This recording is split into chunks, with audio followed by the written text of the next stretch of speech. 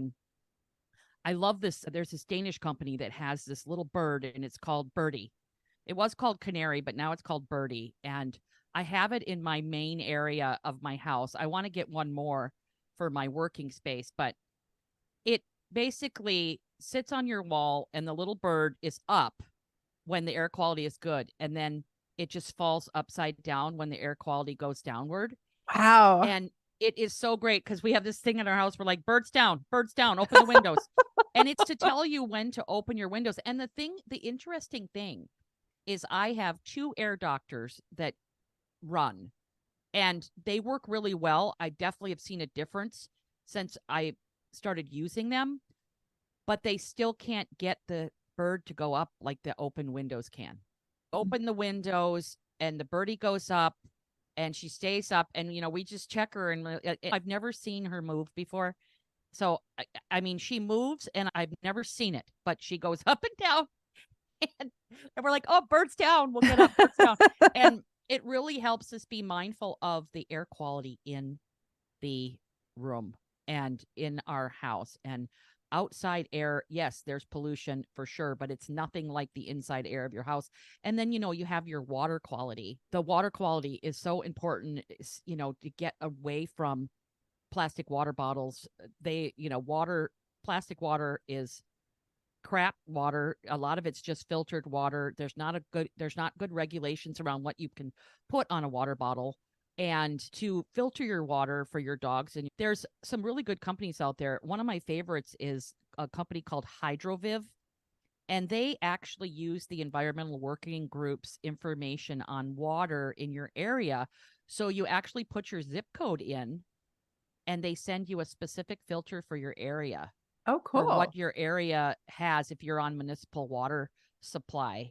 And then there's a pitcher called Clearly Filtered that filters out chlorine and fluoride. Those are really important things to filter out. Plus, there's viruses and bacteria and pathogens and spores, and so many things are in our water. There's hardly any clean water sources left.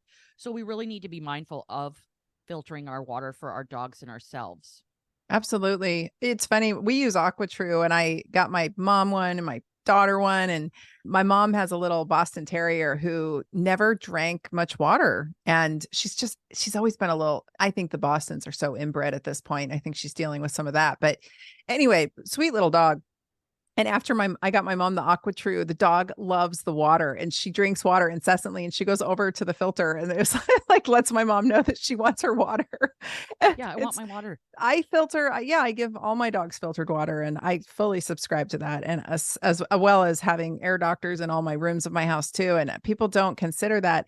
And basically what I tell people is like, whatever, a lot of folks I think right now are, with the advent of social media and these podcasts, a lot of this information is available, and so people are really learning and unlearning some of the things that they kind of took as standard.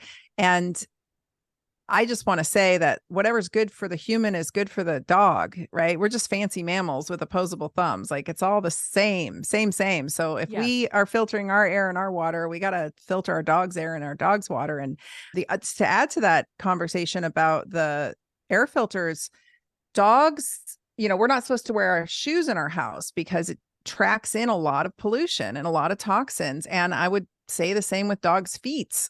They're out there getting it on their feet, bringing it back in on their little furry paws. So I wipe my dog's feet down. I got my air filter going. We do the best we can. It's always, everyone's got to do the best they can. But it's so vitally important. And dogs get all kinds of diseases that are due to just chronic. I mean, I've seen asthma in dogs. I've seen, all kinds of conditions that we think are human. And while we are giving dogs a lot of our human problems with the food again, and with just the toxicity of the world and with lifestyle, it's so funny when I read about, because I don't know, I follow a lot of those veterinarians you mentioned, and it's so funny how people act so surprised. And I'm like, how are we different? we're all mammals. Right? Yeah, it's true. Absolutely. And I think, and especially with the water, I think people get, and this is not a negative connotation, but like kind of lazy. I like when I talk to people, they're like, oh God, I'm just hoping my water's good. I just hope that it's good. I just can't take anymore. And I'm just exhausted with all of it. And I'm just hoping that it's good. And the issue is that we drink so much water every day. We drink more water than we eat food. A lot of our food has our water in it as well. And so, it's just kind of like, where does your produce come from? Where, what kind of water is used to make your food as well, in your house or out of your house. So I think water is one of the most important things we can do for ourselves and our cells and our cellular structure and our elimination. And like, if, back to kibble, like if you're feeding kibble, you really need to use a digestive enzyme. All kibble feeders and cooked food feeders need to give digestive enzymes, because your dog does not have enough enzymes to break down that food. And that's where you're going to get food sensitivities and higher allergens, and you're going to put more pressure on the liver, because when food doesn't break down, and then you can get undigested proteins in the small intestine, then you're going to get, barrier problems and barrier weakness, where there's antigens which cause the immune system to react, going over into through the bloodstream. And and then we could talk about the lymphatics. People never talk about the lymphatics. We should be shouting about the lymphatics at the rooftop. It's one of our most important systems in our body, and 9 out of 10 people don't even know what it is.